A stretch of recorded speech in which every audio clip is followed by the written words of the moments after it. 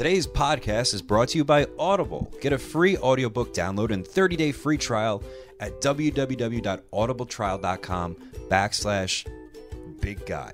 Look, here's more stuff for Audible. This is what you need to do. If you like podcasts, sometimes you run out of stuff because you listen to your favorite ones. So what me and the big guy like to do, we read books, but we read them by listening to them while we drive in our cars, or if we work out, or we're just going around the house. So by going to this, keeps the podcast going, gives us some credibility, and will enhance your brain. So go to audibletrial.com/big guy so we get the credit. Over 180,000 titles to choose from on your iPhone, Android, Kindle, MP3 player. I know Big Guy's got a book coming out soon. You might want to check that out. There's all sorts of wrestling stuff there. I listened to Daniel Bryan's book on tape.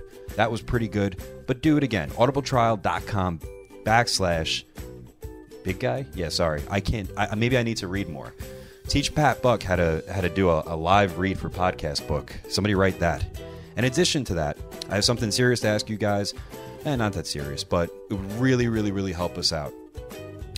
Go to podcast.study. And what that is they're doing a little survey to see, taking a survey here.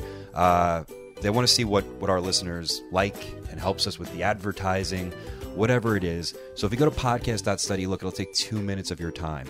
Give me a screenshot. You can hit me up on Twitter. I will answer you. Direct link, show me. Buck never stops. Write it to me. I'll give you a shout out on the podcast, or I'll give you a free hug when I see you. But podcast.study helps the algorithm. Algorithm. I'm not. I can do this. I can do this. Focus. Podcast.study. Help us out. Enjoy the show. The following advertisement has been paid for by the big guy Ryback. Are you hungry? You know I'm so hungry, big guy. Hey, Mark, what brings you here? So I'm just here to hang out with my all-time favorite superstar of all time. What brings you here? Well, I'm doing a paid advertisement for Feed Me More Nutrition, available at feedmemore.com. Big guy, that is music to my ears. Did you tell the people about your Ice So Hungry grass-fed whey protein isolate, the best tasting protein on the market? Wake up unlimited energy, the strongest pre-workout on the market, and the big guy all-natural testosterone booster, my personal fave. Big guy, you're on to something with this Feed Me More Nutrition. It is some top quality stuff. Well, thank you, Mark. It is. Feed Me More Nutrition. Premium, quality, the highest quality supplements on the market today. Available now at feedmemore.com. But wait, there's more. Just for being a listener of Conversation with the Big Guy, you can now save 10%. That's right. Save 10% at feedmemore.com on all Feed Me More merchandise and apparel and Feed Me More Nutrition with discount code PODCAST10. PODCAST10. Podcast10. Thank you, guys. Ladies and gentlemen, and right now, I'd like to introduce... Whoa. A guy who lost his smile. A guy who took his brand and walked away from millions of dollars. He hails from Sin City. Damn it! That's enough for you two! Shut up! You're fired! I think he said we're fired. Shut up! Pat, slap my ass! It's time for Conversation with the Big Guy, pal!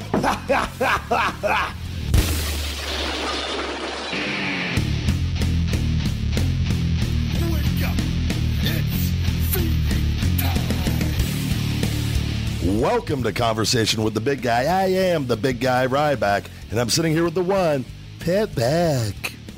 And we're back on another episode of Conversation with the Big Guy. We're actually here in Orlando now. Special edition WrestleMania weekend. It's kind of awkward that we're, we started this podcast in a hotel room drinking, then we did the week-to-week thing, and now we're back in a... It's awkward looking you in the eyes now doing this. I don't know. I'm used to having the FaceTime and not really, just kind of doing my own thing in my house, but as we drink and just talk, but here we are. We're back to our beginning once again. Sure. But we're not in New York. We're in Orlando, and as we speak, it's WrestleMania weekend. We had a bunch of appearances and everything this week, but I think we always stick to our format some way or another. So with that said, you guys check out Feed Me More Nutrition, available on feedmemore.com, and now available on Amazon with their Amazon free Prime shipping, guys. Check them at Feed Me More Nutrition on Amazon now. Wake Up, It's Feeding Time, the motivational book by the big guy Ryback, also available on Amazon in paperback, Kindle, and Audible. That's all I got this week. Any upcoming appearances? I thought you had that. I guess, yeah, we got our appearances. We don't want to skip those. Or do we want to skip one of those? No, it's fine. While you wait for that, April 29th, we just finished a big show here, but April 29th, Starland Ballroom, WrestleProOnline.com. I believe we have now a current Hall of Famer, Diamond Dallas Page, some piece of shit Hornswoggle, Moose, whole bunch of stuff, but get your tickets at WrestleProOnline.com or StarlandBallroom.com. And that's all I have. And Friday, April 7th, come see the big guy Ryback for an autograph signing at IWC High Stakes. Also appearing, Ricky the Dragon Steamboat. So come on out, guys. They got a great card. That's at the Wheeling Island Casino, Friday, April 7th here. Autograph signing is at 6 p.m. Event starts at 8:15 p.m.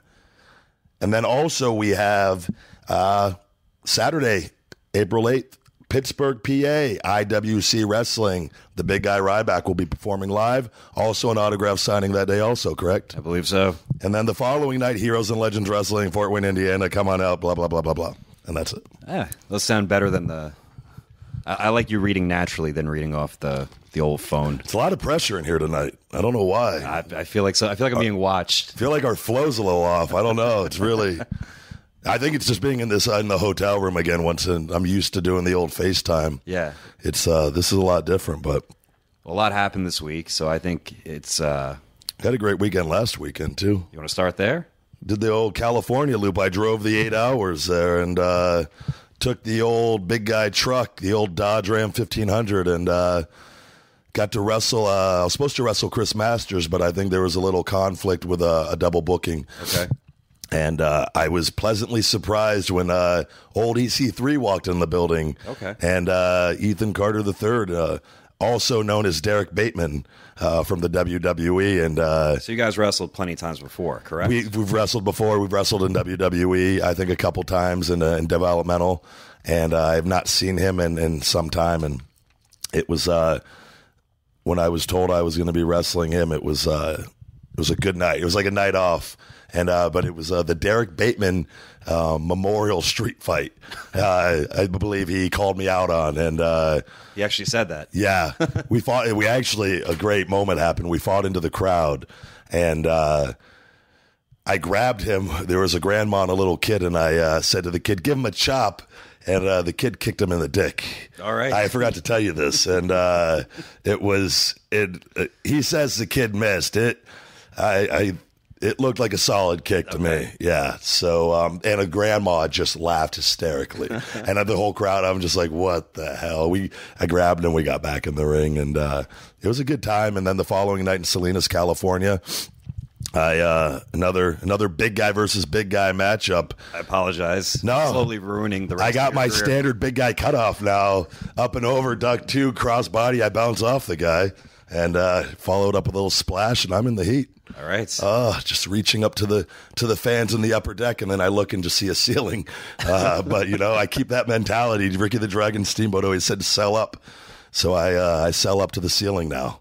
Okay, and that promotion is for people listening, for Kirk White, who not a lot of people know is actually kind of, it's weird. He's an agent in pro wrestling too. He actually, Sting and Brett are his main clients, but he's always running great shows. Great shows. I actually, Big Mike over in Northeast Wrestling, Kirk over in California. I mean, we had really solid turnouts, and it was a lot of fun. It was worth the drive. And I'm glad we did it. So thank you for that and everyone that came out to those. Actually, this is a pretty decent segue here. But Big Mike, who is Mike Lombardi for NEW, now him, Kirk White, they do a lot of shows that draw. Most indie fans aren't really aware of these promotions. Yeah. Because they don't cater to that smart fan base. But there's fucking thousands of people that go to these shows, which is a crazy way to think of it. And these guys know wrestling. Actually, Cody made the comparison, said I'm kind of like Big Mike in a way, because Mike Lombardi was very close with his dad, but he's actually best friends with Jerry Lawler. And his two clients were Lawler and Dusty. And he made the comparison that that you're my Lawler and I take care of you a little bit better. But every now and then I bring in, in Rhodes. We're in joint ventures together now, so I feel like it's in both of our best interests to take care of each other. But, I'll do the intermission match still. I'm okay with that. But what I want to say though is, post WWE, because I think this is something you want to talk about, is that people think that unless you're working for a Ring of Honor or a PWG or Evolve, that careers aren't going well. And it's actually the complete, I don't want to say opposite, but some of the more well-known places do not, they're not exactly, I don't want to say the highest paying places, but kind of no. So people don't see the exposure level because the smart fans have put things out online. So they assume that you're either wrestling for not popular places or crappy independents, and that couldn't be further from the truth. Yeah, and we're going to go in more in depth on all that and whatnot, but I think it's just people, I think, don't see you on TV, and they think you don't exist anymore, and if they're not able to see, they don't know what you're doing. No, you must not be doing well. So, and like we said, that couldn't be any further from the truth and whatnot. But booked every weekend. And all the promotions, the majority, I should say, that we've worked with have been great, and the turnouts have been great, and families and the promoters and everyone has been really happy with it. So, but it's not even for yourself. It's actually a misconception for those that actually do wrestle in these places, because unfortunately, the way it is with being an indie wrestler is you look for all this buzz wherever you can, in the quote cool places. Yeah. And what happens is these guys who aren't making a considerable amount of money will actually lower their rate significantly for the buzz. Oh, really? Yes, and they'll actually work for their lowest rate for these places and then come back to people. Horrible business sense. People such as myself, people like Lombardi, people like Kirk White, and they try to make their rate overinflated because, well, I'm being talked about. So it's almost like a weird circle where people assume, oh, they must be doing so well, and it's like, that's not the case. It's such a weird, almost shitty dynamic that occurs. And just promoters and promotions taking advantage of people like they always have. Pretty much. That's exactly what it is. But wrestlers act like marks sometimes and do it because they want that buzz. They want that buzz, hoping that it'll lead to an NXT thing, hoping it leads to this. Create buzz wherever you go. It doesn't need to be for a certain promotion. Sure. So, but people do what they want to do and whatnot. So, but let's talk about this week. So, this was a fun-filled week. I got to wrestle Colt Cabana this week. That was something we were supposed to have a match a while back for you, one of your shows, and it was actually canceled. Yeah. And, WrestleMania weekend here and with WrestleCon and everything going on. And they, WrestlePro, we had a nice turnout. Yeah, I'm still alive. I didn't kill myself. It was a profitable show. It was a show. Around almost 700, I believe. Yeah, right? and I'm sure online rumors were circulating around the building. Had Colt Cabana versus Ryback been the main event, that it probably would have been a capacity sellout. But I mean, that's just what I heard. I go, guys, come on, it's not the reason. But well, I got to say that it was a weird dynamic there because I really assumed that from beginning till end that you would be complete heel with all these, smarky fans in town, and the energy in that building. I don't know. It was definitely different. It was a mix. It was a lot of. Cody said it this way. He said it was a very Japanese crowd. Yeah, that was exactly. They were watching, but it was. I couldn't figure. The matches prior, I was just like it was very awkward. Yep. But you look and they're all watching and everything, but they would react to certain things, even things that I wouldn't expect them to react to. They got really loud for. Yeah. But then it would get really quiet, and I think and that was a bigger room. Huge. It wasn't like, so I was like, it's not small. So and the lighting was good, I thought. Great. So sometimes if it's too bright, the crowd will be quiet because people feel awkward because they're watching fake fighting and making noise for it. But the lighting was all appropriate and whatnot. So, but I noticed that, and I told you out there, and it was a good reaction. And we had some people out there that were that hated me, that in which I believe our buddy, was it Mike Johnson? So basically, Mike Johnson was there in attendance. He plugs a lot of the major events, and I dare I say, next to Meltzer, he's probably one of the leading. How many wrestling matches has Meltzer had again? 0. Okay. So, but Mike's always done things in a positive light. Yeah. Let's just say that. So Meltzer will put in his own opinion, and oftentimes negative. Mike kind of knows how to support. Seems like a more positive individual. Yeah, very good dude. But he sat in front of 2 non-Ryback supporters. Hated my guts, I believe. I believe those were the words. Yeah, and he conducted a little interview with me today and informed me that he goes, when the match started, these 2 gentlemen could not have hated me anymore, like legitimately just hated me. And again, have never met me or know me. But he said by the end of the match, after watching the big guy wrestle on an independent show, they were standing and cheering for me. And he was just like, asked me some questions for his interview about that, and how he feels I could win people over doing what I'm doing on the independents right now, and having the longer matches and being able to do more, show more. But I remember I told him, I was just like, I'm not doing anything differently outside of a suicide dive, but like, I've done all this in WWE on live events and when I was allowed to do things, but I think people just have this perception of blah, and that's it. And but it was a great. Tommy Dreamer had great compliments for me all weekend. The same thing, like just he's seen me from day one, and that he was just impressed with the attitude and going out there. And I was just like, well, it's the same thing. It doesn't matter where you go. It's the same speed. Like you can't. It's. You give it everything you got, no matter what the surroundings are. And like I told you, it's selling to the masses. Even though when I look up, I'm now selling to a ceiling. Yeah. But it's the same in my head. It's still in the big arenas. You have to keep it that way. And it was a great weekend, and I look forward to. We talked about. There's been a lot of negative articles on me out there and stuff. Yeah, a couple. Yeah, and like in particular, we talked about one, the Sportster. Yeah, and if you type in Ryback Sportster and look, it isn't like they write negative articles to begin with. A lot of them, but they cover like baseball, football, so they cover legitimate. Yeah, I know that. Yeah, and then but like one of the ones. One of the recent ones is I am the number 1 failure on the independents, and Cody is the number 1 success. It wasn't, what was it, like 15 people after, something like that? Yeah, like the 15, they were the 15 most successful or 15 most biggest failures on the independents in 2017, and I was the number 1 failure, and it was just, you go and read it, and like it was just, you're like, wow, like. What was the reasoning? There's that nobody wants me. Apparently this guy did no homework on the situation, and that nobody wants Ryback on the independents either. And it was a small article just on my part. Like there was just no. But didn't it mention things like kind of alluded to before that because, he hasn't been here.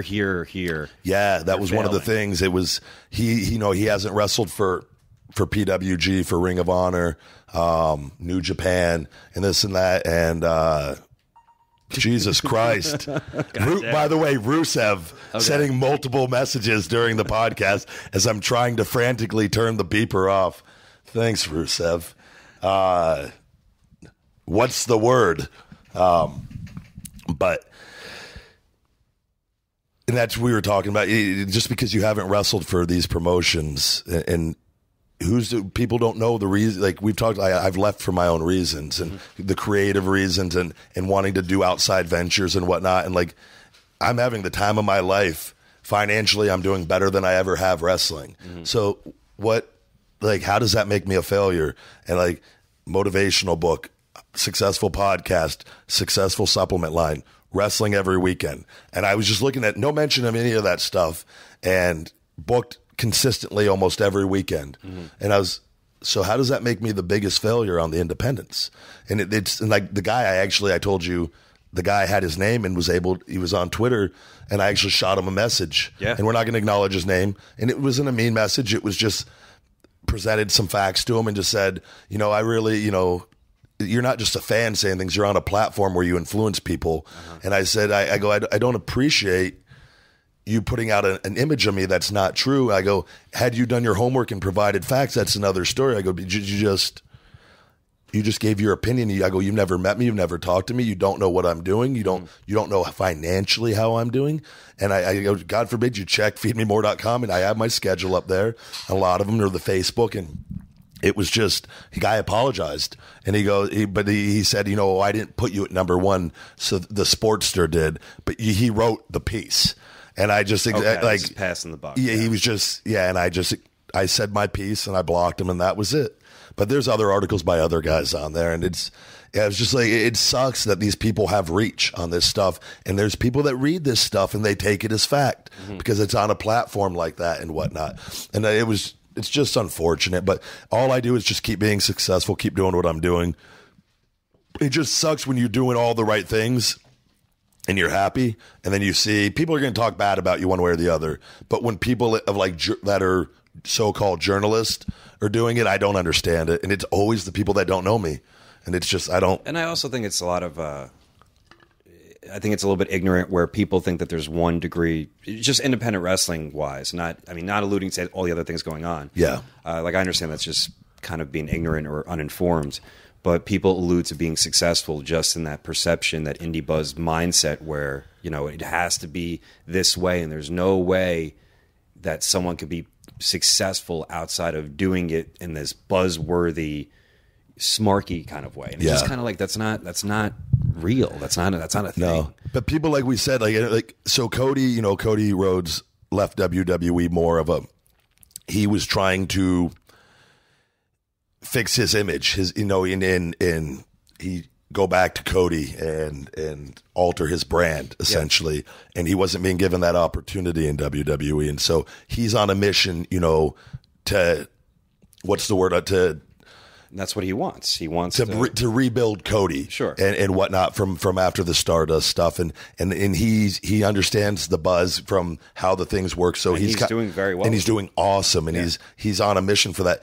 I left for completely different reasons, and it's to do a lot of these outside things, and like this last year's been just like organizing my life and a lot of different things, and wrestling to wrestle to have fun. I'm not worried about. I left TV in a good position as far as my standing. It wasn't, the buzz does not concern me because I'm not trying to get buzz to go anywhere. Yeah. I'm doing this just to have fun, and while I do my other business ventures, and keep myself sharp enough in the ring and continue to try to slowly improve and whatnot. So that's, you got to take the reasoning into account for all that, which a lot of these places don't do that. And also with that, because it was your picture and it was that Cody is doing the best. And for me, from knowing a lot of people on the list, there are a lot of people who are not doing a good job managing their career. And I'm not going to mention their names post WWE. And I actually feel bad for them because they've made poor decisions, but that's just what they've done. And you guys have both been exceptional in different ways. Yeah, it's just a shame that people look at it one-sided. But there are a couple guys that I wish could be doing better, but they make weird choices or. I don't know, just one of those things. We had it was a great weekend though, signing too, the WrestleCon. It's amazing the difference too. We talked about this. We had old fake news Bennett in for the old WrestleCon, and the most fun signings I've had, I think, to date. And WWE Axxess was across the street. But we were talking about this. The difference with the fans, is it was just night and day. And I don't know if it's because the people that WrestleCon attracts or more just wrestling fans in general, where a lot of times WWE fans, they get those people too. They may not even be aware of anything. They're aware of just TV wrestling. The ones at WrestleCon have to seek out, look what's happening. And it's a huge. They have a ton of people there, so there's a lot of options. So lines typically don't get overly long at one time, even though you'll always have a flow of people. Yeah. But there's not the long waits, but like everybody's in such a good mood, and it's like just all positivity, and it was a great time. Very respectful fans, it seemed like. Yeah, top to bottom, and minus the one, our good buddy, who we won't mention by name, because he doesn't deserve it, quite frankly. But that was. Do you want to set that up?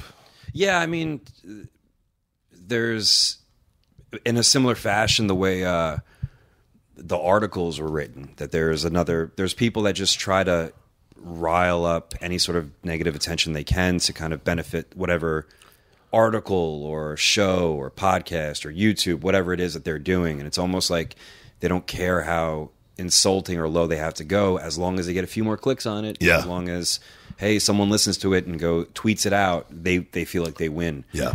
And this guy has kind of done this game of insulting, apology, and then insulting, and then apology, and then A guy that has his own show, right? has his own show. Yeah.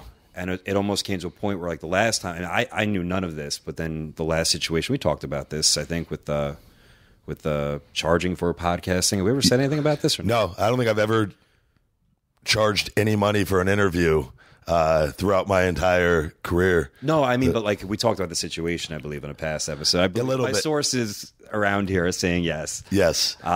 But we addressed that. But the thing is that after that, very apologetic. I'm like, okay, maybe he means it. I didn't get a chance to respond to this person. And then 2 weeks later, they had something insultive. And they had where I was they did a parody of me being a guest on the show and just making fun the whole time. And it's just going back and forth, that bipolar, like, oh, I'm sorry, but no, I'm not. I'm going to insult you again. Oh, I'm sorry. So anyways, believe our good buddy was getting ready, Mike Johnson, to do the interview. Yeah, so signing all day long. It was going great. Thank you to everybody, by the way, that came out to WrestleCon. And it was great turnout for the entire convention. And we had a lot of good people helping us, too. Brawler, 145 pre-sold, killed it. Fucking Brooklyn Brawler, ladies and gentlemen. If he's booked in your town, please go and see him. He's biggest pre-sale in the history of WrestleCon, and just killing it. And it's great to see a guy like the Brooklyn Brawler just doing so good.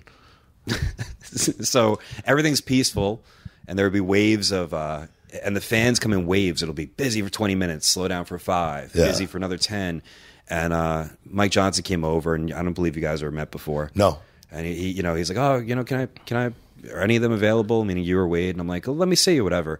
And right when I said, like, I think, yeah, Ryback wants to talk to you. But just as we're about to go over is when our buddy, this guy that is online and from his show, comes up to me at the table. Yeah. And I'm looking at him, I like, because I knew what the guy's face looked like, and I'm thinking, like, where do I know this guy from? And I go, hey, and he then tells me his name, and like instantly just I think I saw the marker close, like you put the cap down. The entire demeanor changed right then and there, because it was like, hey buddy, because I didn't know who he was, and then like, oh, and then the entire mood kind of changed. And because obviously there's not going to be any physicality. And as much as I've told you, the pit of spikes, death to these certain people that the thoughts that go through the head. But obviously we cannot conduct those sorts of activities in society today. Do you want to explain the pit of spikes? I don't know if people have a visual of, I think Mortal Kombat-esque, like. I am thinking just more, very early man days, the Roman gladiator days, the kings and queens, and just the pit of spikes, that death by spike. Okay. And there's certain people in this world that you just look at that you just want to throw down that fucking pit of spikes. And you would be doing the world a good favor, Dexter style. But that kind of filled my brain when I saw him. But obviously I get angry and then calm down, and he again apologized for everything. And rather than just F you, this and that, and just go off that way, I tried to be as intelligent as I can and inform him just how he's on a platform influencing people, on how he can still be entertaining, but not rip people that he's never met or doesn't know what they've been through. And he seemed to understand, but the guy Dave, Destructive Dave, Frank the Tank, who was by me working with us this weekend, actually caught his buddy, or probably the producer, with trying to record because they probably thought I would be like, oh, no problem, man, yeah, hey, we're cool, yeah, talk shit about me. And but he caught him and got the camera off, and I told him my piece. And very stern, fatherly talk. Yeah, while he was holding his beer can, walking around the convention. Yeah, I think he had liquid courage. I think he had the hat on too, that with the gimmick, that straw. the old beer hat. I believe that's how I remember him now, with the wife beater on and the really shitty chest hair. And I told him what I thought in a nice way. And left it at that. Then he asked me, he goes, is it cool if we get a picture? Which I did think about saying, $20. Yeah. But I knew what he was going for, because he would have instantly posted that picture. Sure. Like, I talk all this shit about this guy, and then he takes a picture. It would have been either we're cool now or fuck this guy. Yeah. Blah, blah, blah, and blah, I blah. just said, no, you're not getting a picture. And that was that. So, but a lot of negativity from people this week, but again, you just take it for motivation and you just keep doing what you're doing. And hate's always going to be out there. The more successful you are, the more people seem to want to hate you and whatnot. But like I said before, one mark at a time, Pat. We alter them. We change their mood one mark at a time. And keep fighting the good fight. Make me laugh a couple times where people would put over the podcast talking to you, and you would every single time go, "That's Pat Buck." A good diffuser is a good way to kind of, have you met Pat Buck? And 50% be like, "Oh, thank you." And there's been wait, who? Yeah, the other 50% were like, What the fuck do you mean? There's another voice on that? You're not just talking to yourself the whole time? Legit, half of them, no idea what you meant. They think I just changed my voice and talked to myself and doing the interview with myself the entire show. Or it's a different person every week. Yeah. I was like, wow, that was fucking mind-blowing. Like, there were a couple times where I was in get not getting the name, like, doesn't register, but not getting the fact, like, oh, yeah, there's another person on the podcast. Hey, I like it, too. You're over their head. Yeah. I mean, I was blown away by that. But that's just the way it is. You'll probably end up being more popular than me by the time this is all said and done. That's the plan. I think it's slowly. Some fans have already realized that. Jesus, this Ryback guy. Any interesting happenings from people coming up this weekend? Any unique souls? Trying to think. There was a. Do you recall any off the top of your head? I do remember the tattoo fella. That's right. I believe the man from Germany, right? Yeah. And his girlfriend, I believe, was with him. Whew, quite the looker. Seriously, though. But yeah, he had a Feed Me More tattoo on his bicep. I actually have. I met this guy, or not, didn't meet him. He sent me this picture online. Okay. Maybe a year and a half ago, maybe. And he is a full blown Feed Me More believer, and that's cool. I think that's a kind of a sign that you've made it. When somebody gets a tattoo of you on there. It's pretty fucking mind-blowing. Yeah. It's that was a pretty good tattoo. I thought it was an awesome tattoo. You know, I'm a little partial to it, but it was well done. I'm not saying it's like cool or anything. It wasn't cool because of the Feed Me More, but it was definitely impressive. Hell of a bicep on the guy. I actually got a lot of shit when I posted the bicep of that guy before on the old on my Instagram. A lot of fans ripped me apart thinking I got it on my own arm and that my arm was small. Okay. And I was just like, you can't post any. That's why I said today I could post a picture of balloons and just happy children and with Jesus overlooking them, and I would just get ripped to fuck you piece of shit, blah, blah, blah. It's just what it is, social media. So, and you had a special guest that came up. It was nice for Big E to make it. Big E and Kofi Kingston, actually, of the New Day, showed up to the WrestleCon convention just unannounced.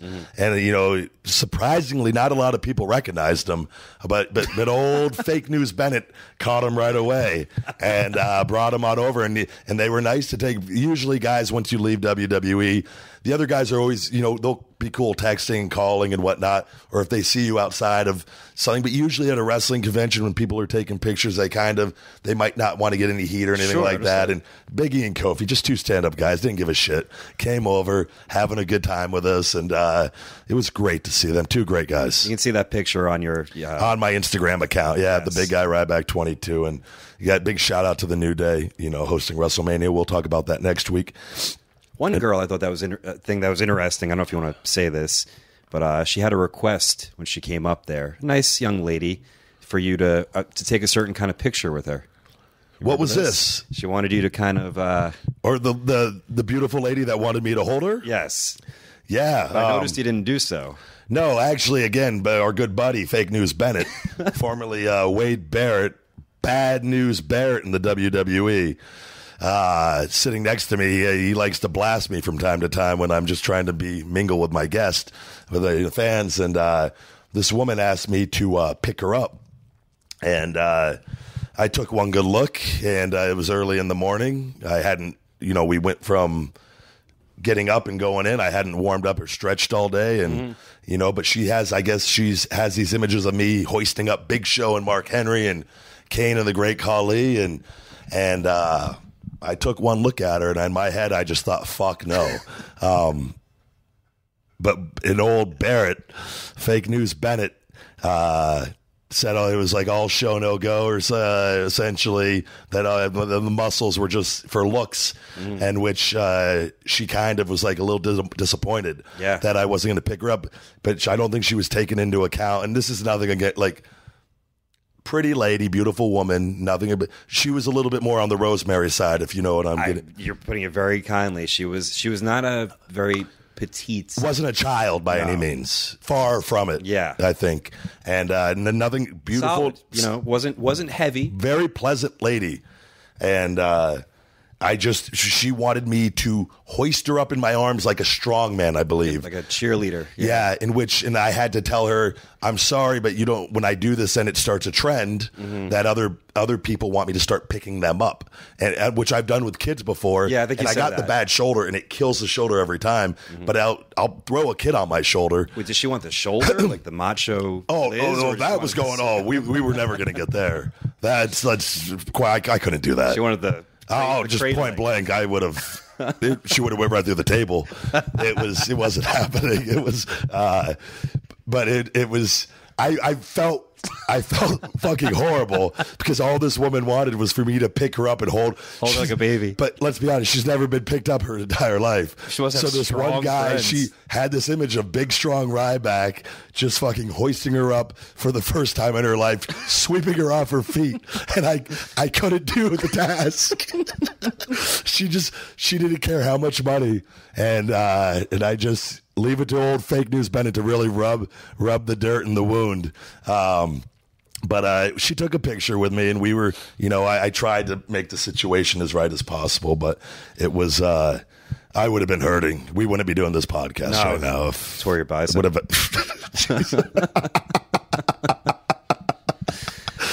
But yeah, no, man, what a week. It's been a great weekend. I'm having a great time, and I can't wait to talk about WrestleMania. I saw Sheamus, of all people, in the gym today. Hadn't seen him since I left. That was impressive. I try to that you went to the gym today. Oh, I did legs right after the sign.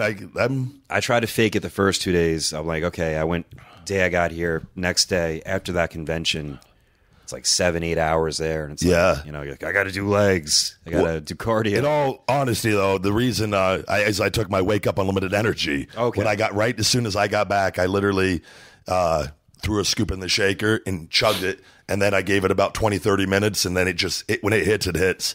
It lives up to the name every time, and I got ready and then go to the gym and do my workout. So I always keep my schedule no matter what. I'm used to it. Sure. So you don't want to. But I saw Sheamus in the gym, and his eye looked horrible. He had the ladder, I guess he was telling me something, but it went all the way to his skull, and it just missed his eye. And he's really lucky. But it just goes to show, being a wrestling superstar and whatnot, it has its risk. And it's the same with Joey Mercury. We were talking about that. Like Joey, it just missed his eye when he did all the nose damage. And this was the same thing. Like the cut from his forehead, he said you could see his skull through it when they put the stitches in. They lifted it up, and like you could see all the way to his skull. So, but it was actually we talked for about 45 minutes. So, and it was great seeing. I haven't seen any of the guys, in a long time. So it was cool. And we had a really good conversation. So, what we talked before, I don't know if you want to get into this, about how Axxess kind of runs, maybe not against WrestleCon, but there's huge differences in it. I don't know if you wanted to go into. Yeah, no, it was something I definitely, because I've always said, and I think it's always important. Nobody will ever take the entire thing that I say.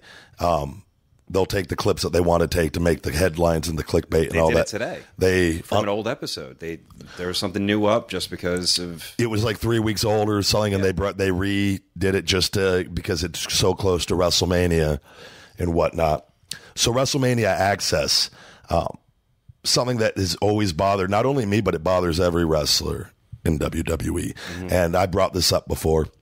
And I've always said, leaving there, I'm thankful for everything. And there's a lot of good in the WWE, but there's a lot of bad. And it's things need to change with the times, and they need to evolve certain things. And when you're in that system and you're an up-and-coming wrestler, the guys can't say anything. Sure. And you're living in Shawshank Redemption. You're in the cell, like you know what I mean? You speak up, solitary confinement. Like and that's a very real thing. You can speak up if you're there, but it always bothered me. No one in a high position has ever really tried to, stand up for what's best for the best interest of all the wrestlers. Everybody who's made the company what it is. So this Axxess stuff in particular. Axxess in particular, I remember 2 or 3 years ago bringing up, WWE performers are not paid at all for WWE Axxess.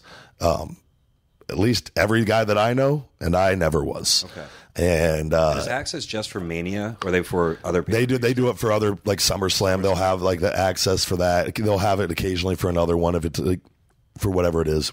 And you're talking about the actual wrestling part, or like the signings? No, the signings. So they have the fan access, and it's for the fans to come and meet where they have the lines and to come in and to do the Elimination Chamber photos. And it's a really cool deal, and it's a good interaction period and whatnot. And I'd brought up the point. Usually, when you're an independent contractor and you're working for a company, every appearance that you have, you are paid for. Yeah. You are reimbursed for one way or the other. But WWE's never paid the wrestlers for Axxess. And you're like, if you bring it up to that, it's like you're just. What's the reason? It's so I was told when I brought this up that they do not profit from WWE fan access, and then I found out they charge $55 a ticket. So what would be the point of doing a fan access if they don't? There's no point. From a business standpoint, from a company that's publicly traded, it makes 0 sense to do that if you're not making a profit from it. It's horseshit. Yeah, it's a lie. Yeah. It's full-blown bullshit. And but even if they were, that's not on the wrestlers to pay that fee. Sure. That's from the company. So guys have 7, 8, 9, 10, 11 appearances for 2 and 3 hour windows where they got to go do these signings on their day when they're prepping for the biggest day of their lives and whatnot. Guys have to do more than one? Oh, absolutely. Really? There's be times you have 4, 5, 6, 7 fan access appearances over the course of a week while you're there because you get there the week before. And then some guys always, Brock Lesnar's never going to have one because he's not going to do that shit. And doesn't put it in he probably gets it in his contract where he doesn't have to do it and whatnot. But the majority of guys don't have a lot of say in it, and they use them for that to rake in a profit. And so that was something this week that it really bothered me all the time. And I was like, we need to bring that up because people need to realize that these guys there, they have to do this. They don't, everyone in that building is getting something except for the wrestlers. And it's a great opportunity to meet and interact with the fans, but we do that all the time. But it's also a huge, incredible cash cow. I mean, it is. And it's also. And they're selling merchandise in there the entire time. It is doing nothing but generating revenue. I mean. And exactly. Also, I don't know if you want to stay on this for a little bit, but the organization, I mean, just about this, or like how. Yeah, another problem they have with these things is, and everyone that comes to WrestleCon says the same thing, 2 hour, 3 hour lines, and you don't even get to meet the guy you're in line for sometimes because they pull the guy and they bring in somebody, another superstar or a diva or a legend. So you go and you're waiting in line. You could be the biggest Dolph Ziggler fan and you get there for Dolph Ziggler and you get in line 3 hours before. And it's just the line is going slow because these lines get really long.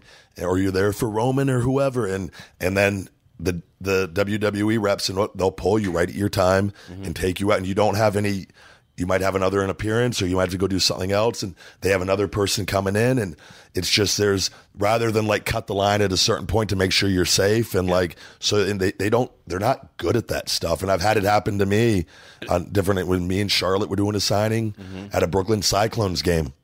And I'll never forget, it was just so unorganized. And rather than like cut the line off at a certain point and like, these guys have to go, they've been here all day, this and that. they let the line just get super long, and then they just guys blah blah blah. They announced it really poorly. People literally, one guy got through a chair, and like cops had to tackle him and like take him out of the ballpark, and like parents were cussing and screaming, and like you guys probably get residual heat from that a little bit, but I think they saw how it was being handled. This one was in particular really bad, and they just. I think we had some social media backlash. I know me and Charlotte mentioned that before. Like, and it's just like it's like guys, come on, like it's never the performer's fault, never, ever. So because everybody there is always willing to go above and beyond to make sure everyone has a good experience. So it's just little things I wish they would improve on like that. And even with that, I mean, because it's difficult to run a pro wrestling show or even signing. Like there's something to it. You have to be organized and like. We talked about this with you earlier. Like you were saying, you're down here this week. You know, you feel like a dad of 25 kids. Oh, of course, every time. And it's like so. There's that, and then like even something as simplistic as meeting somebody, like. What's a shame with those Axxess things that they should never have that problem, because whatever superstar they put there should, if they're doing an hour, 2 hour, 3 hour signing, since it's a WWE machine, they should sell out. Yeah. So they should limit the number, you know, whether it be 100 people for an hour. I think it's realistic to meet 200 people in 2 hours from my experience. So only sell 200 tickets. Yeah. So people can't buy and they go, oh, that's sold out. Maybe, and then that way it's organized. Everybody has their receipt, meets, and everyone's happy. But it just doesn't seem like, you know. That would actually be a really good idea for the fan access to where they buy individual tickets, and maybe they adjust rather than buying a ticket to get in for $55. Sure. And then go and buy the booklet when these guys are here at this time, because obviously a guy like Roman Reigns, who's booked in a really good way and has a really strong following, he's going to get more than 200 people when they know his signing's coming, where you know, okay, he's only here for 3 hours. We're only doing 200 tickets. Make sure he has a good, pleasurable experience with each fan. He could have a good pace, but we're going to get through all 200 in that 3 hours. And then you eliminate that, having that outcome of people being disappointed. Sure. And because they're going to be one way or the other, you're going to hurt people, whether it's so, and you just try to make it better. Even time wise, it could ruin a lot of these people, these fans have a legit schedule, itinerary. I'll be here for 2 hours. I'll go to here for 3 hours. And but it also goes back to WWE hates WrestleCon. They hate the fact. You were telling me that. I wasn't aware of this. Oh, sure. I mean, the whole thing now is, I know the perception is like NXT is super cool and we're bringing people on board and yada, yada. But the truth of the matter is they're trying to control the independents. Like, if you don't see that, it's fucking delusional. Like, just like the UK tournament, they sign 20. I'm okay guys. with all this. It's more bookings for the big guy. In a way, it is. It's almost like they're trying to control every single. They love control. And I remember. Get out of here. Yeah, I mean, come on. But I mean, I remember they've sent police in before, and this I kind of understand. I'm not against this. Like, for people selling bootleg WWE merchandise. Yeah, I can even get that. No, that I understand. That's totally understandable. But trying to reach out to the hotels and the different venues that are hosting shows or signings or things like that, and basically trying to muscle them into not letting WrestleCon or Evolve, or because there was WrestleCon, then there was stuff with Evolve going on, then there's stuff with Ring of Honor going on, but trying to get them basically, dare I say banned, but pushed away from these places so they don't interfere with anything because they want that control. It's kind of, and they do that with booking buildings. You said also, right?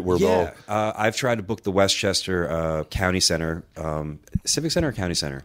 Tommy's ran there before, House of Hardcore, but outside of that, it's a WWE house show building. I think it has 10,000 people in White Plains, I believe.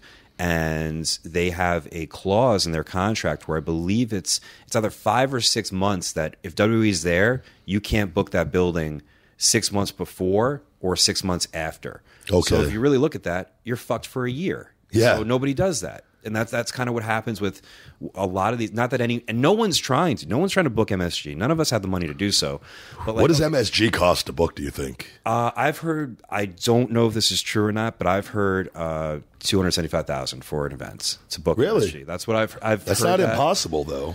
It's not, but do you think say you had $275,000, it wasn't an issue from an anonymous donor, and you can all of a sudden run this whatever wrestling show you want there, do you think you could turn a profit on that? How long would you need to? Because then you're looking at just that fucking more than a quarter. You're not even looking at your booking fees yet for everybody. No talent, no advertising. Just that to me is just taking money and flushing out the toilet. And MSG, for an independent show, that's too much. You're not even Hammerstein Ballroom, which I like, is right across the street. Granted, they only fit 2,000 people. Cost $30,000 to run. If you got Brooklyn Brawler, you don't think you could sell out MSG? Well, then there would be at least, plus 150,000. Pre-sale alone, I think you'd make your money back. Fucking mind-blowing, man. Book the Brawler. BookTheBrawler.com. And for everyone listening, I love the Brooklyn Brawler. We always give him a hard time. But he did shit talk me once. I'll never forget when I was me and old... Brawler's a very unique individual. He has a very, very good heart. Mm-hmm. And everybody loves the Brooklyn Brawler. But he'll sometimes share stories, and the same stories every week for years on end. And but one time I was using the men's room. Okay. And old fake news Bennett, he likes his conversations with Brawler as much as anybody. And old Skippy was taking a shit. Mm-hmm. And Brawler didn't realize I was in there, and he was like, "Oh, Wade, Ryback, man, what's he doing on Twitter?" Like it was something during the tweet delete, where I would roast the fans, and he was, he's gone and done it now, and Wade just knew I was in there and kind of kept him going. So is this a setup by him, or he actually was talking? Started off, it's just Brawler didn't know I was in there, but Wade knew I was, so Wade kept egging him on, like, "Oh, I know, like, can you believe what a psycho?" And bro, I know what a fucking psycho. And like, I'm just sitting in there, like, fucking, like, laughing, but like at the same time getting hot. Brawler, who's always, "Oh man, the next Ultimate Warrior, you skip, just come in, just people love you," and just every week, and like you get the push of a lifetime, and then all of a sudden he's just in there fucking bad mouthing me. And then I told him, oh, I didn't say that. And he, to this day, he won't acknowledge it. He acts like it never happened. Oh, I knew you were in there. I knew your tennis shoes. I knew that was you. He didn't know I was in there. So, but it's always a good time. He's a good guy. So, BookTheBrawler.com. With that, why don't we take our first break here? Get a little plug ski in there, and we'll come back hot.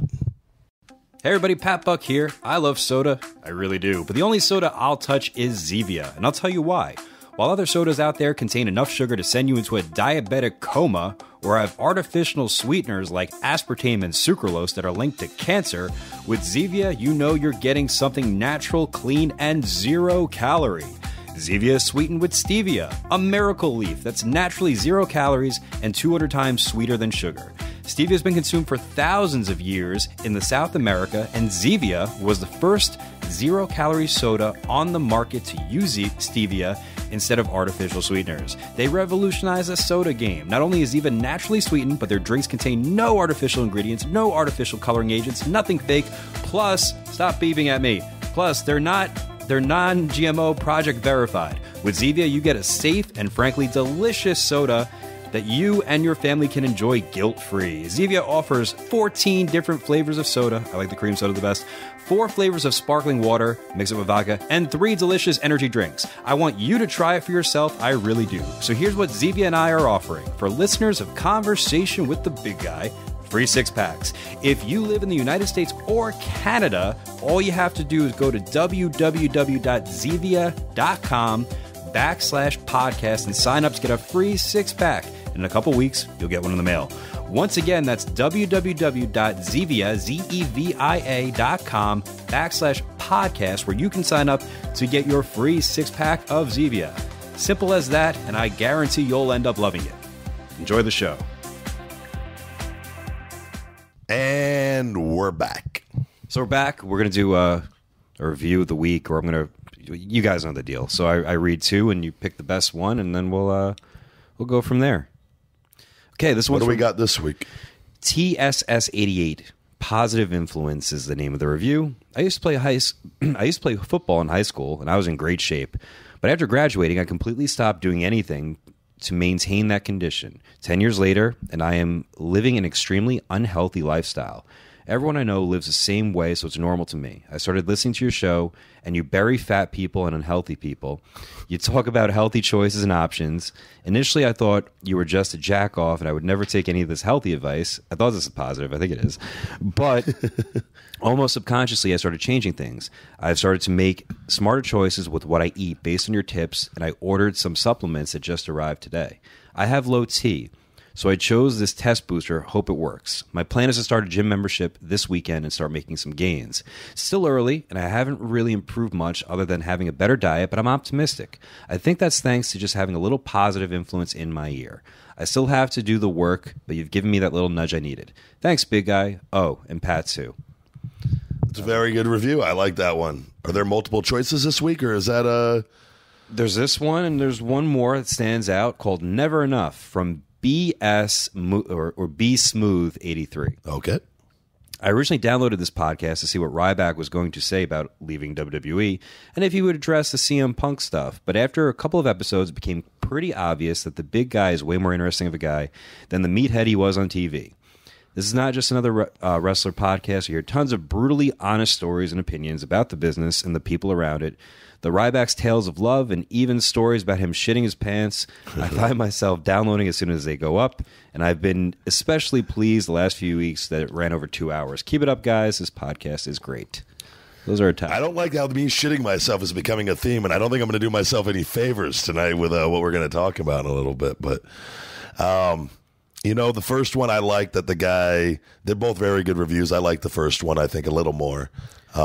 Both were great, though. But so TSS88, you've won this week. If you go ahead and email the big guy at feedmemore.com, and you could have your supplement of choice with Feed Me More Nutrition and a free Feed Me More Nutrition shaker bottle, or we can throw you 2 or 3 El Pollo Loco gift cards if El Pollo Loco is something you crave. And if you guys haven't checked out El Pollo Loco, go ahead and check them out because fuck. I'm not going to go into it this week, but you know the deal. Fuck yeah. I think one of the best things about this week, I think for everybody or everyone in wrestling, is just kind of hanging around reminiscing. But I found a lot of stories this week. A lot of stories, especially with bad news. Can I mention one story I heard this week? Okay. This is really random. Sure. And it was given to me by a pretty solid source. Okay. It was at the Hall of Fame last night. And people are going to sit there and think that, and this is what I heard, is I guess when they panned to Bill Goldberg at the Hall of Fame, the crowd booed supposedly. Did you see this? I was. I didn't see it either. So this could be complete hearsay. But the guy that told me is pretty credible, and that supposedly he said, "Fuck this, I'm out of here," and walked off and left and wasn't seen for the rest of the Hall of Fame. But I couldn't. Did you hear anything about this or no? First time I'm hearing about that. So maybe that's just a story I made up because I'm bitter and angry. And that will add fuel to just my great legacy after WWE. But I thought that was pretty funny. That's all. I also heard we're talking about the reminiscing part that not only in addition to being a WWE talent, that apparently at one point you guys had some creative ideas to launch a show post WWE that could have been a gold mine for you. Are you talking about me and old fake news Bennett? We were reminiscing earlier about this last night, actually, at dinner, in which Mike Bucci made an appearance. He did. Simon Dean, for everybody that doesn't know Mike Bucci, and Kevin Keenan, former WWE referee, and we were all but this was before they got there. Actually, we had a show. We would always come up with like gimmick wrestlers or stuff like Ned Clyde was a bowler, a bowling gimmick of mine that I never did, but it was just in developmental. You think of wacky ideas. Yeah, I had Dr. Jarrell Silvers where I was the mad scientist that transformed into the Silverback, and Ned Clyde was my bowling gimmick, that where his catchphrase was "Strike," and we picked the Titantron with like the ball rolling down the lane and just shattering the pins, and then Ned Clyde comes out and he throws down the big WWE ramp. They have the gimmick pin set up, and he throws a fucking ball down and it rolls down the ramp, and like probably misses every time. Let's be honest, it's not going to be a serious gimmick and whatnot. But out of that, we had a TV show idea of mine that I still to this. I'm gonna be pitching soon, called Poop Date, and with reality TV and all these different shows and people, let's be honest, poop has always been funny. It's never gonna. When I first heard the name, I was a little hesitant, but when you broke down what the idea is and the scenario, I think that this is $1 million idea. I think if this was the right channel, pick this up, and I think it has legs. And Poop Date is essentially the star of the show is Frank Smothers. Okay. The guy's name, and you could plug anybody into this. Obviously, it's going to take a very special individual to pull this off, in which it's a blind date show, or one of those looking for love. And, maybe it's always the same guy, though. It doesn't have to be. The guy is actually could be interchangeable. All right. It doesn't have to be the same guy. Where you go on this date situation, but the date situation is like where you're on a Ferris wheel or somewhere where you're on a rowboat in the middle of in a lake. It's all hidden cameras. All hidden camera, and where you can't get out of the date. You're not just at a restaurant where the woman could get up and just run away. Where essentially Frank Smothers, and it's never right away, it's after well into the date, shits himself legitimately on the show, and which you then get the reaction of the woman, and Frank obviously plays it off and tries to keep the date going as long as he can. And with being in, if you're at the top of a Ferris wheel, let's be honest, where's the woman going? Yeah. She's stuck for another 30 fucking minutes with you.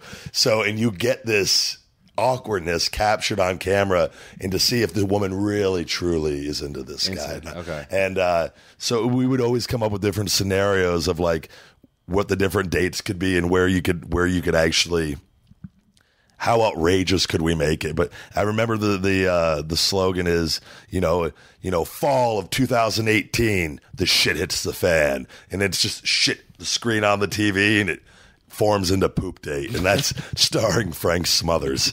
And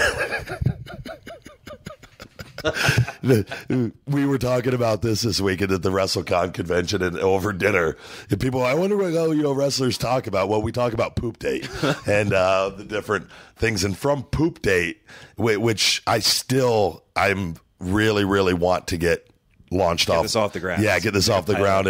So if anybody out there listening has any connections, Poop Date, come talk to the big guy. We'll get this thing rocking and rolling. But out of that, old Stu Bennett brought up a situation that I forgot entirely about. Did we ever talk about in WWE the promo classes? It was my first time hearing it the other night. I was really interested. There used to be years ago during like Nexus days, Vince used to make everybody do these promo classes where from producers to writers, all the talent, we would all get to the TV building, 2 hours before TV or an hour before, call time, where call time was usually 2. You might get there at 12. And it would be Vince just fucking with everybody. But he was trying to teach you the essence of the promo and, having a strong close and there were a lot of valuable lessons learned in there. But you would also see him when he would pick on people, and like there'd be times he would call like Michael Hayes up to the room to call on the fly promo. And so the agents had to do promos too. Arn Anderson and these guys, they always fucking hit a home run every single time. Really? Yeah. It was, I think that you saw what professionals they were when they were put on the spot, like in front of people. But I remember for us during that period, it was a really stressful period because you're new, you're being judged how you're fucking sitting. Like, you know what I mean? Like it's what you're wearing. Like it's just, you're just being fucking judged. What was the intention? Was it to actually make you better or to kind of humiliate you? Well, something that stemmed out of that this was actually after my ankle injury, the promo class. Something that happened was Luke Gallows, who was formerly Festus, and I can't remember at the time what he was exactly doing on. I think he was Luke Gallows on TV. Okay. Still, he had done the Luke Gallows. He was after the CM Punk stuff and with the Straight Edge Society and all that. And he'd cut the promo of his life. in the class. I guess I wasn't there for this, but from everything I was told, standing ovation, like everybody just could not have done any better, and he was fired that week. Oh shit! Yeah, really? And like, yeah, so like nobody was like, he wasn't being used great on TV. You're not good, not bad, yeah, kind of. But like, you would have thought that like that was a defining moment of maybe getting a push or something. No, but fired and gone for years, and then brought back eventually. But it's one of those like, what the fuck? So that just shows you the situation. Like, it was a really stressful situation for a lot of guys, especially. I mean, anybody. If you're a producer and you go in there and you bomb, like, what does that do for you? Yeah. Like, after, you're done competing, you're done, you're not in your prime anymore. And like, it's one of those weird situations, but it brought up on the topic of poop. I was Skip Sheffield and got called up into the front of the promo class. And I believe my word was California. And who was running the class? Michael Hayes was running this class in particular. Vince was not there, that he had something going on. Normally he's in charge of it. Vince was normally in charge and whatnot, but Hayes was in charge one time. And I've always gotten along with Michael Hayes. Sure. But this one particular class, I don't know if he had a wild hair up his ass or whatnot, but so my word was California, and I go up there, and I would always kind of have some promos in my head and prepare a little bit. So like if I could maybe plug in a word and but then there'd be times you have to improvise and whatnot. But for this particular one, they gave me California, and I instantly thought of a California king bed just off the top of my head. And just the week prior in Cleveland, I had an old Cleveland steamer incident where old Skippy shit the bed, literally and figuratively on many nights, but literally. And but I was sharing a room with David Otunga. Okay. Because during NXT, this was during like the NXT period. And I don't know what, I think I had some amino acids that I hadn't, like some new amino acids, and they fucked up my stomach. And I, somewhere in the night, just shit. And this is horrible. And I hate that this isn't a normal theme in my life, but we talk about anything and everything on here, if you haven't been able to tell by now. And I just remember me and David were like, we could joke around now, and like if we see each other and whatnot. But at that time, we're all kind of like competing against each other and like grown men. And I was. This is Nexus or like NXT? NXT, okay. And or beginning of Nexus. Like I think it was that period. Like still though, relatively like we don't know, we're not best friends, and just shit the bed, and I go fuck, and it smelled and like I'm missing something of this. I don't know exactly what happened, but I ended up rolling up the top like comforter and like hiding it in the bedroom, like in the middle of the night, like like just a little thief in the night, just tiptoeing in the room while Tunga's fucking over there asleep, and like I fucking like. I think I put it and rolled it and put it like in the corner, and what happened was, and I tried to go back. I showered actually. And came back and tried to go to bed, and the room smelled so bad. And I'm just thinking, like, I could pass this off as farting maybe or something. I took the quilt and put it outside, down fucking the hallway, and fucking by somebody else's door to try to cover myself. So the poor maids in the morning just like, oh, what's this quilt doing out here? But like if I kept it in the room, it clearly would have came back. If I go in the morning and go work out, Dave wakes up, what's that smell? And then fucking, why is there shit all over this comforter in the corner of the bedroom? Like that's coming back to me. I can't get out of it. So I hid the comforter down the hall by somebody else's bedroom. I apologize, anyone in Cleveland, if you're in a hotel room. Sorry, it was a big guy. But Dave I don't think he ever brought it up as far as I can remember. And I think the smell. So he knew what happened. No, I don't know. I don't know. Taking that back. Yeah, I think he did know what happened eventually, because I think I had to tell him. David, getting back to all this. So this promo class, I was given the word California.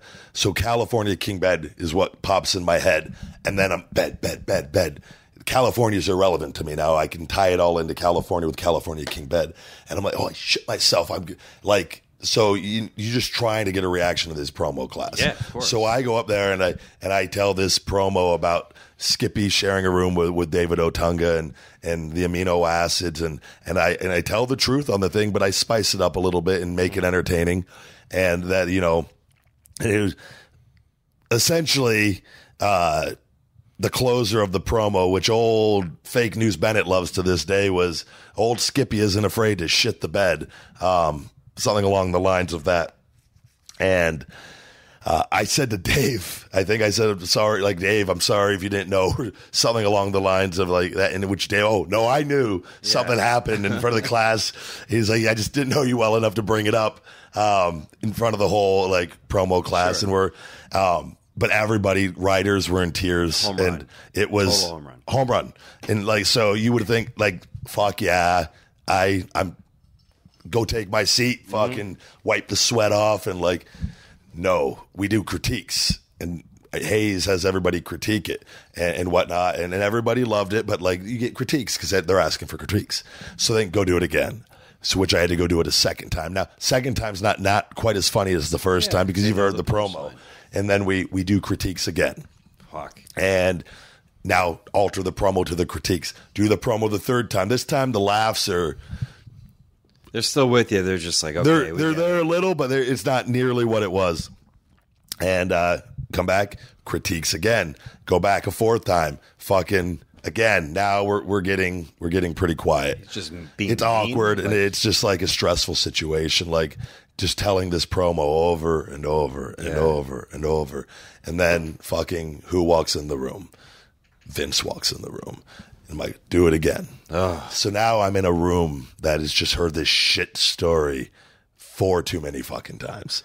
One time was enough. Okay. And it was good for one pop.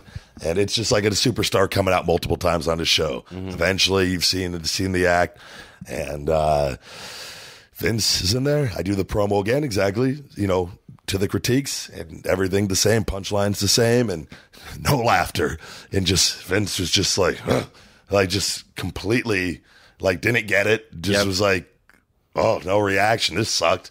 And all right, promo class is over. And we just left on the note. Like, and so I go from this fucking euphoric, like, home run feeling to just being ridiculed and, like, just demeaned in front of the entire class. I share this story of shitting on myself with other human beings. And, like, and I win them over the first time, but then it's just rubbing this shit in and rubbing this shit in and rubbing this shit in. And they slowly turned on me. And then finally the fucking van comes in and Vince is in there. The one time I need that reaction, I need that first time reaction. You would think we're entertainers. They would have turned it up for Vince one time for me. No. Nothing. Just crickets. Just drop, yeah. And like, nobody told him. Nobody, oh, that was my 5th promo on the shit topic, Vince. No, and just was like, oh, what's wrong with this guy? And that was it. And, I'm sorry I wasn't here this week, guys. Next week, same time. And we went on. And then Skippy went on to that glorified fucking huge push after that. So, but yeah, that was great reminiscing about all. I'd actually forgotten about it until old fake news brought it up. A lot of good memories. This, honestly, was probably one of the more fun weekends here on the Independence. It's great. Just with everything going on and being around everybody and whatnot. So, what else do you have for this? What else is going on this week? I'm out of my element. Normally I have a little bit of notes or a little bit of... For everybody listening out there, this week has been a little bit hectic with everything going on here in Orlando. We flew out here early this week, and we wanted to, do the podcast out here. But this has been a very busy week. WrestleCon, 7-hour signings. Getting up by the time you get there, it's been an all-day thing. And go work out, eat, work out after. We've been frequenting the Hooters. A huge shout-out to Hooters this week. Great wings. I've been on the keto diet. Sure. And I was so tired wrestling Colt this week. Yeah, you said that. But, like, legit, I was telling you, the padding. I wear those big, heavy knee pads. The weightlifting, squatting pads. Because after I got that staph infection, or right around that, the staph infection, I banged my knee and my knee swelled. I started wearing thicker under knee pads under those red trace ones. Okay. What they do is they're really heavy. They're really constricting. They make your legs, the blood flow. If I wear them for too long, like my calves get swollen because they stop the blood flow in your legs a little bit. You're only meant for lifting, essentially. So what's the point? Is because you can lift people up easier? It helps it's stabilizing your knees and just doing power moves. And I wear the weight belt. It's like, that's the whole gimmick. It's power wrestler. So, but I do a lot of moving out there and stuff. And especially now on the independents and the longer matches, they make your legs sometimes get heavy, and like you don't get blown up, but if you've ever wrestled, you know when your legs get heavy. But when I don't have those things on, it's so much better, and you're so much lighter. But I got to switch. I used to wear a little thin pair of Walgreens under knee pads, like essentially under the trace ones, just so you don't see your skin under the trace knee pads. It just kind of gives you an extra little smooth layer. It's just something I've always, you wear like a little underneath pads for the trace ones. And I think I'm going back. I'm going to go buy a new pair this week because the padding, I said to you, I go, was that ring something? I go, it was really soft. It's very squishy. They made the ring just for wrestling. I mean, the company. It was a brand new pad underneath the ring, you said. And when new pads are made for the independent rings, they're so fresh. They're so squishy. Yeah. And we had questions on that too. Like, oh, what if you just do like, because some rings have foam, some use actual wrestling mats over it.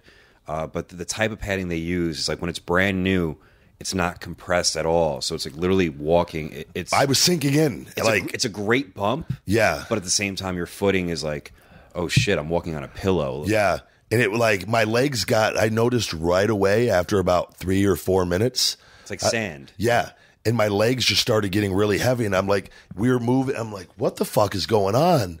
And like conditioning and stuff and everything is the same. The burpee. I'm like.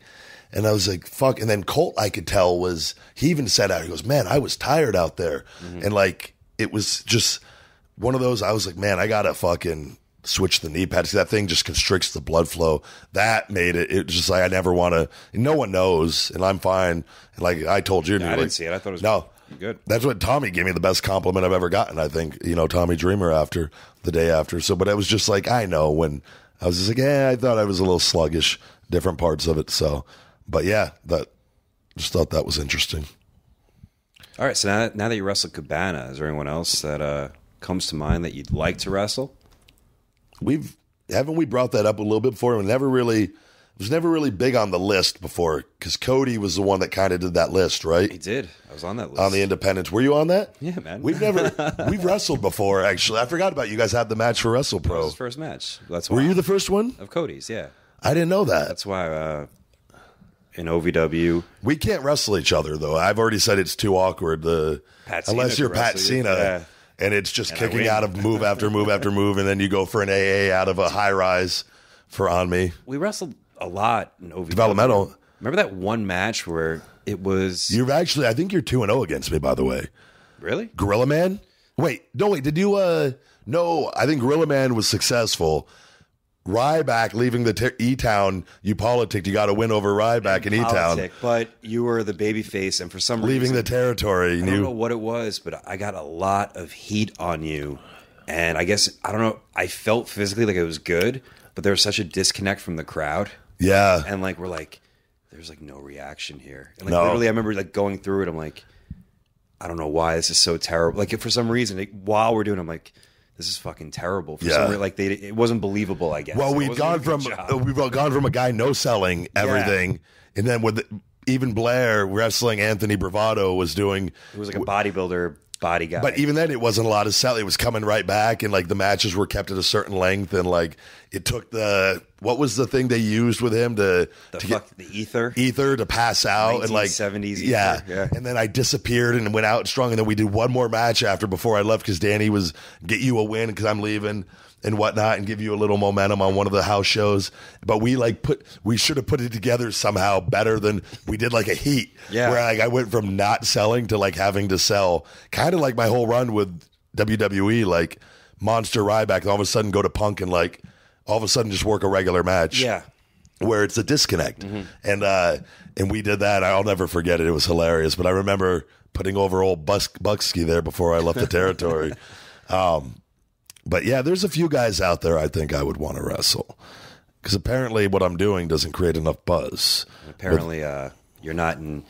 And one of the reasons I want to... If I can get booked, hopefully. By New Japan. Or Ring of Honor or PWG, I could start doing something. But there's a few guys. Guys like Kenny Omega, I think I'm going to put on the big guys list of who I would like to wrestle. Zack Sabre Jr.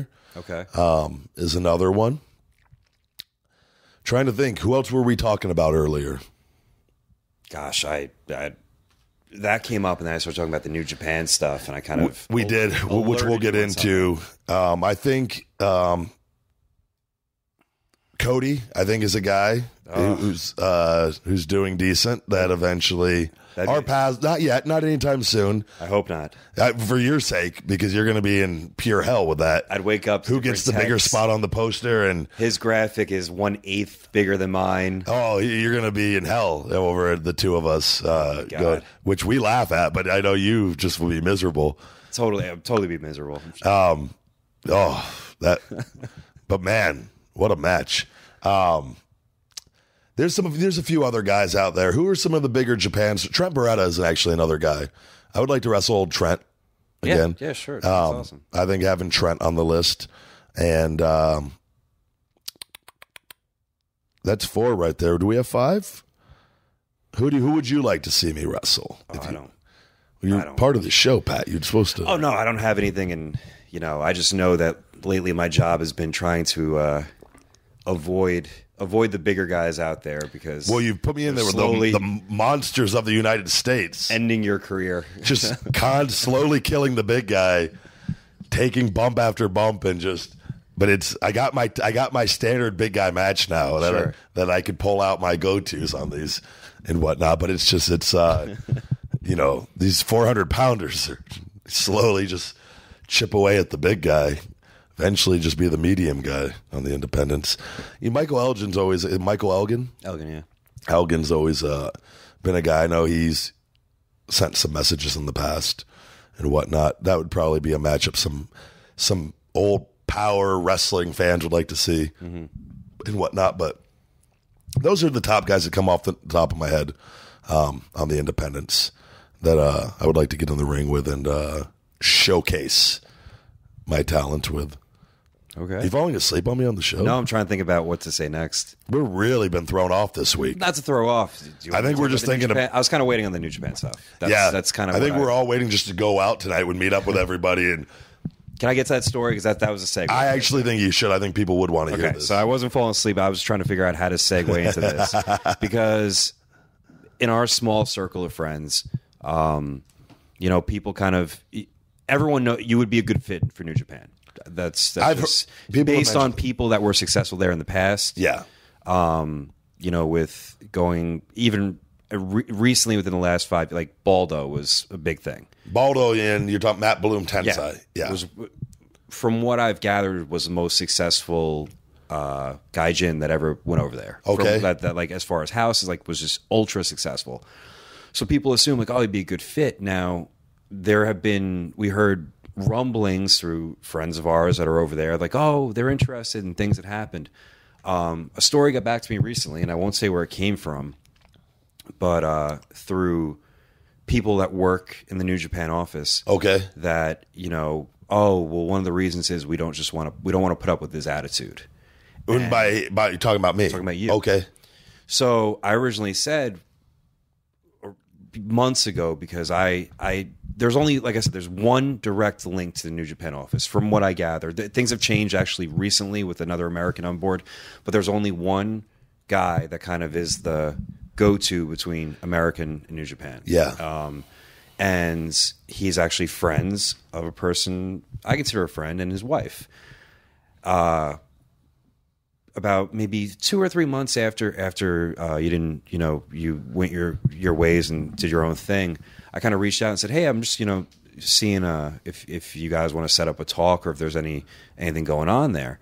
And he told me the story. He was just completely crazy against it. Almost fuck him, blah, blah, blah, blah, blah. Yeah. Because of a story that happened between you and this one guy. And I won't say his name. I don't know. I know the incident you're talking about. But I don't mentioning his name. Okay, that's fine. Don't mention it. And I don't know it. Buddies with the guy. The guy. I mean, everyone knows who Hattori is. So okay, he's very close with him. Yeah. Now he told me this, and it wasn't even just like he didn't even. He was brutally honest about it from his perspective, but it was almost a story where when he got back to me, I was almost like, chill out, man. One, this is my friend, but two, like you're putting this. It sounded like you did this crazy, horrible thing. Yeah. And I actually now think that since time has passed and there hasn't been much communication, that they're the one place that there really hasn't been. Yeah. Everywhere else we've talked with everywhere else that they've reached out and whatnot. And for the person that said the office or the attitude comment, it's coming from a person who's actually a very cool individual that wouldn't normally say things like that. So he clearly is repeating what he heard from someone, which is why I kind of want to bring up this story. Okay. And, you know. So that the incident you're talking about was at a WWE TV, I believe. And something did happen. But so someone obviously is only telling a portion of the story. And I remember the specific incident as TV was almost done, and I had already done my stuff on the show, and we had a long drive that night, and I always drive alone. Yeah. So like I was allowed to get out of there and hit the road and whatnot, because sometimes we have 4 or 5, 6 hour drives. We had a particularly long drive this night. So I'm trying to get out of there. I think the show had about an hour left, or maybe an hour and 15 minutes left or something. And I'd got done and got ready, and it was cool to go, got the clear to go. And I go to leave, I get in my car, go to get to my car outside in the talent parking lot, and a car parked directly behind me and blocked me in and didn't leave their keys in the car, which is like a huge no. Like in WWE, like if you're ever parked behind anybody in a parking lot, you leave your keys in the car. There's security usually out there, and it's just a common sense thing to do. Well, whatever, this particular car was a car of extras, of guys who were just extras that day or whatnot. And so I got stuck out there for like an hour and 20 minutes. I went inside. I told WWE security, this is the car. They tried asking around, but it was extras, and nobody, and they just whatever they're doing, watching the show somewhere, and they apparently never heard. So I have to go just sit out there and wait for the show to get over and whatnot. And it's just so I'm angry now because, and when they come out, the guys came out to their car, and I was out there waiting for him, and I cut a promo on him, rightfully so. And I fucking ripped him apart. And the guy, and that was that. And then they fucking moved, and then I drove to the next town. So that guy, whoever you're talking about, was one of those guys in that group. So he took whatever and doesn't tell the whole story of how they blocked and they were wrong in the situation of doing that. And that, oh, you know what, we were wrong and we should have apologized. And no, you didn't do any of that. You were just assholes and blocked me in and cost me an hour being on the road when I had to go drive 5 hours. So and that's anybody who's a WWE superstar at that time, whatever, they would have got the same promo. You just don't do that shit. So, and that's what exactly 100% what happened. So, and then that guy took that and then ran with it, whatever, because he got all butthurt that he did something wrong, and rather than manning up and oh, I was a fucking idiot, I shouldn't have blocked a car in from behind. Anybody who knows anything about parking a parking lot, you don't do that. Sure, it's just common sense. So, and that was the situation. Yeah, when I first heard it, I was actually kind of okay, I get, but I didn't believe that something like that would sway people in a certain direction. Yeah. But now, just putting together when I start hearing things, I'm like, oh shit, that kind of makes a lot of sense. I actually believe that to be the reason. I really do. Yeah, I don't know. Stupid as it is, that would be stupid if it is. But yeah, people. That's how stories and people turn things and twist them. And if is that guy in a position of power over there? Or? But no, but they have a healthy relationship with. It's a very limited. New Japan is a very limited relationship with anyone in the States. Yeah.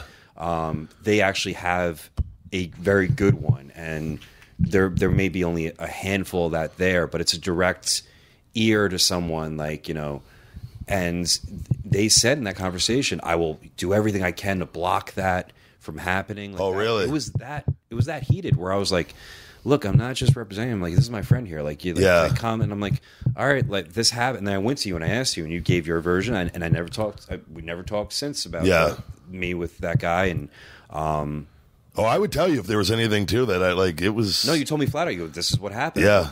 Okay, that makes total sense on both accounts. But it was just a thing. I was like, wrestling's so fucking crazy like that. You would think they would at least reach out to get their, you know what I mean, rather than. But that's what happens sometimes. Because there's been people in a lot, especially the Gaijins, that have said people that are the Americans working there, have vouched they want you there. Yeah. You know what I mean? So, and I said, I'm not, and obviously don't want to go over for any like significant period of time, but to go over there regularly, or I would like to go over there and be able to wrestle and be competitive with some of the guys over there and whatnot. Because I think it would, I think a lot of people are interested in that and whatnot. And I think my style would do really, really well over there and draw really well at that. So, but it's, I think with the right time, everything, everything works out. I mean, life is beautiful right now and great. That's a lot of the people at the WrestleCon. It was actually, this was a true story from your WrestlePro show. One of the referees in WWE actually swung by the show, and he just goes, "Man, it's so great to see you so happy." He and I didn't even realize. I wasn't even like. He just goes, "You just look way happier than that last year on the road and whatnot." And we had a really positive conversation, and it's just and just fans, and it's great interacting with them. And the one thing we get is, "I miss you on TV."